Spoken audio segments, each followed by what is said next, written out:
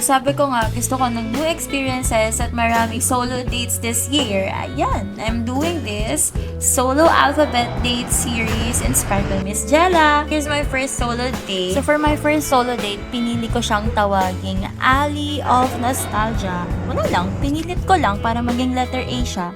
Pwede na yun, diba? Pwede na yun. So, ang pinuntahan ko dyan ay Cubao Expo and Alley Mall. Specifically yung G&B Collectibles Hangout. So, medyo vintage ang theme ng solo date for today.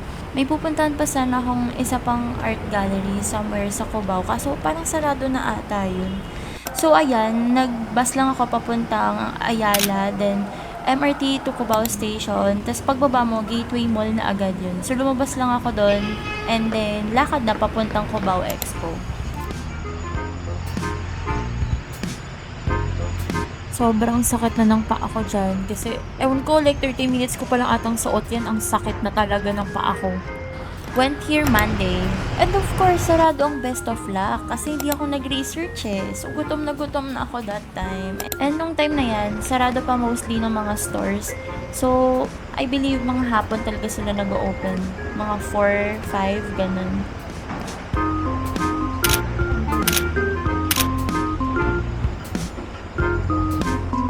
So, parang yun pa lang yung open that time. So, dyan ako nakabili ng postcard na Cadillac. So, after nyan, umalis muna ako para kumain. Joke lang, pumunta muna akong Ukayan. Yung along that area lang din ng sa may Cubao Expo. And saglit lang ako dyan kasi na-overwhelm ako sa dami. Like, sobrang dami niya. 2 floors pa yan. So, parang na-overwhelm ako sa dami ng damit. So, hindi ako nakabili.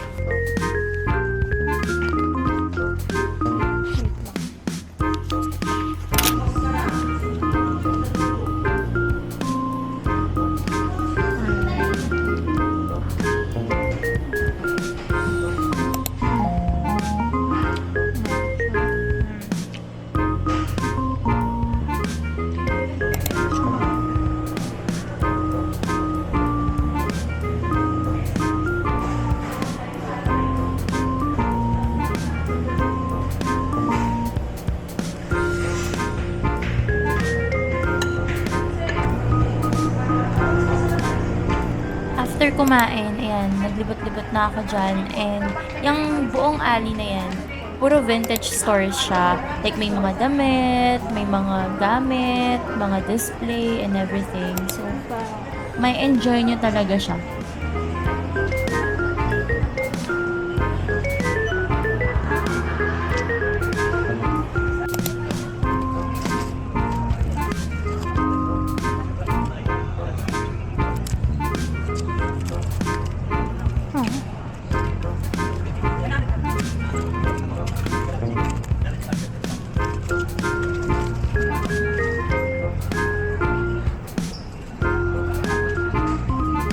A little explanation lang, kaya ko tinawag tong first solo date na Alley of Nostalgia. Una, syempre, para mapilit ko yung letter A. Second, puro vintage stores kasi sila. For me, sobrang nostalgic ng feeling, lalo na when you're looking at the pieces in the stores. Like, may mga old photographs, mga lumang gamit, and you get to hear little backstories behind each piece. Imagine, some of them have been existing for so long. Like, yung mini calendar na nabili ko, 1946 pa. Parang, alam mo yun, nagkakaroon ka ng glimpse into the things that existed in the past.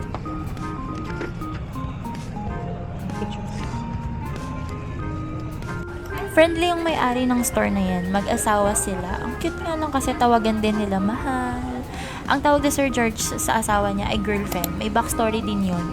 Kaya medyo matagal din ako sa store na yan eh. Parang more than 2 hours. Kasi bukod sa nakaka-entertain, magtingin-tingin, alam mo yun, nakakausap mo rin yung may-ari ng store. So, ayun, kung gusto niyo lang ma-entertain sa life, ayan, makipag-checkahan kayo kay Sir George. Anyway, kung mahilig kayo sa mga lumang gamit, mag-e-enjoy kayo dito kakatingin. Like, ang dami. Sabi nga nila, nag-expand nga raw sila nitong store kasi dati mas maliit lang siya. And ayun, kung mahilig kayong mag-journaling, marami silang stamps, postcards, old photographs, or like abubot, ganun. May gusto nga akong bilhin na painting dyan eh. Sana kapag binalikan ko, andun pa. If it's meant to be, it will be.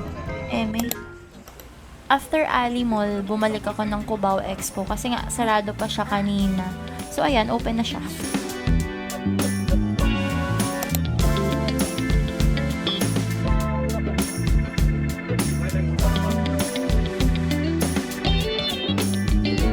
Parang kinakausap ako dyan ni sir na parang bumili lang daw ako ng 7 cup ng Starbucks. Well, hindi naman ako nagsa-Starbucks. Binili ko kasi yung jewelry dish nila dyan na 1.5. I mean, unique naman siya. Unique siya. And ang ganda rin talaga kasi wala sa plano kong bumili ng ganun kamahal. Naghahanap naman ako ng jewelry dish pero mga less than 500, ganun. Pero, hindi ko naman siya pinagsisihan. Until now, gandang-ganda pa rin ako dun.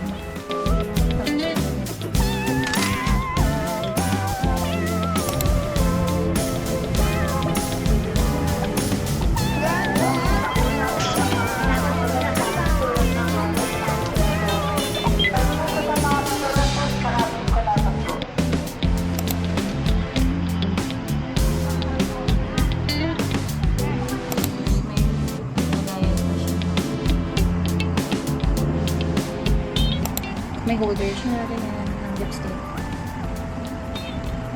Super ganda ng details. Binili ko siya sa may Cubao Expo, yung isang store doon. And then, ito, binili ko kay Sir George, yung store nila na mga journaling, stationaries, or something.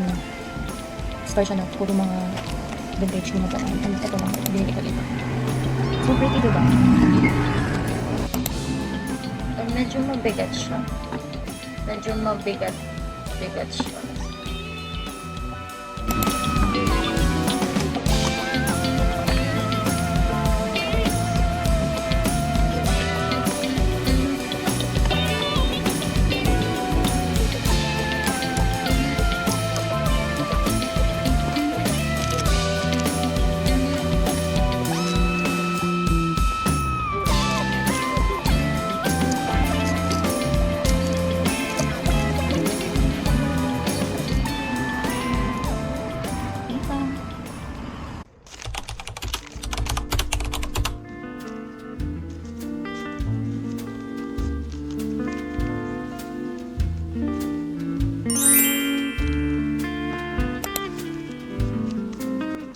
Parang ilang beses ko na ata nabanggit kung gaano ako nag-enjoy for this one. Like, I love vintage things or going to places na historical, siguro.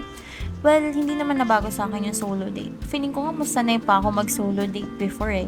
Parang for a while, nakalimutan ko rin na I love doing things alone nga pala. Na parang dati kapag malungkot ako, I go out alone as my coping mechanism. Kapag masaya ako, kapag may na-achieve ako kahit sobrang liit na bagay, bibili ako ng tinapay niyan or maglalakad-lakad sa mall after school. Yun, sineselebrate ko siya alone. Quick SKL moment. I remember, 18th birthday ko dati. Sinelebrate ko siya alone. Like, nag-mall lang ako after class and kumain, then bumili ng isang slice ng cake sa Goldilocks kasi ayokong malungkot or ma-disappoint na baka walang ganap sa bahay or they will treat it like a normal day lang. Kaya parang pinasaya ko na lang sarili ko. Pero nung umuwi naman ako that night, may surprise yung best friend ko kaya napilitan din maghanda sa bahay. Hindi siya as in junk journal kasi medyo mahal to 125, 50, 150. Diba? Expensive. First anniversary of the fall. Most of the time, I have been doing things alone talaga dati. Ngayon kasi di na ako masyadong alone eh. Madalas kasama ko boyfriend ko or friends. Matagal-tagal din yan siyang feeling alone. Pero technically, parang kaya ko talaga pasayahin sarili ko. Minsan, katsikahan ko na lang din si self. Ang bilis. Okay. Para sa letter. Lalagay ko siya here kasi I have my letter.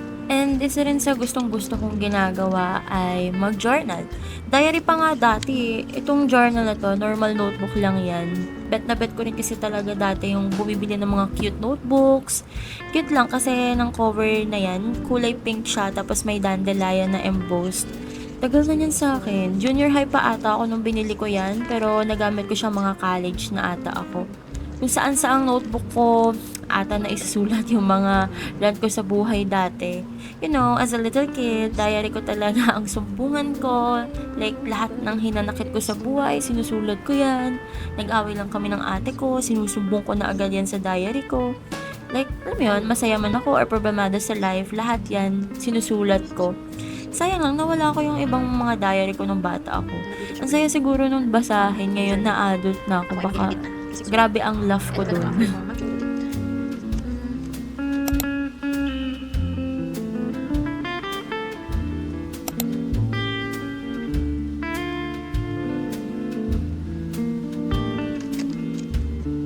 Stop.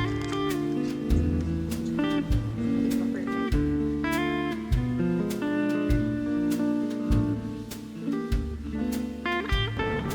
That's all we got.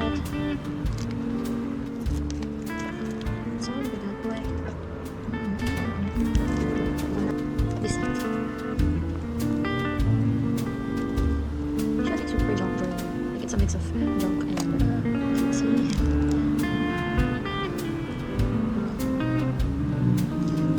Na-emphasize. Parang mas lalo gumamit, ah. It's okay. Just sulit.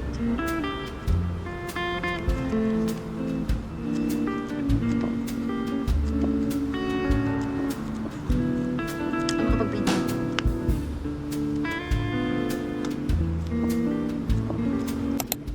So, ayan lang siya. Quick junk journaling things. Ginupit ko from yung mga diaryo, yung letters sa diaryo.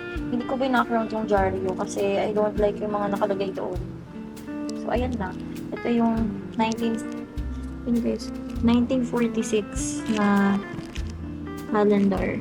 And then, meron pala kasi siyang ganyan sa likod. So, hindi ko na siya dinikit. Tinip ko na lang siya para kita siya ganyan. Sayang lang kasi hindi kitaan masyado yung 1946. Yun. Just the 1946 calendar, 150. And then, ito ang aking Cadillac. Binili ko to. Postcard siya doon sa Cubao Expo. 50 pesos. And then, ito galing sa newspapers. Nung pinag-anuhan nung binili kong jewelry dish.